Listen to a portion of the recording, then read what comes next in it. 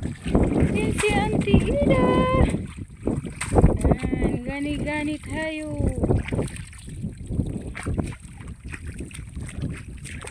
Yan. Yan mga palay, yan si mga palay na binubunot. Yan. Yan. Oh, hindi na matanggal ang kanyang upuan.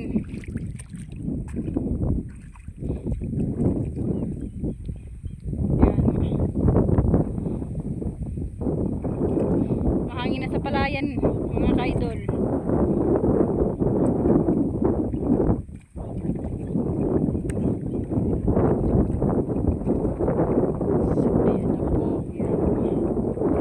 Dito po ako, yan. Nakatayo na nagbibidyo kanati Ida.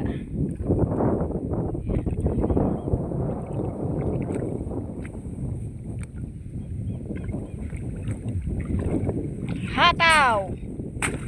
Hataw!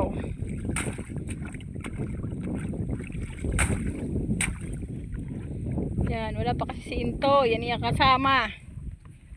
Hanggang dito na lang po mga ka-idol ang ating pagbibidyo. Kay magkagani nagihap ako.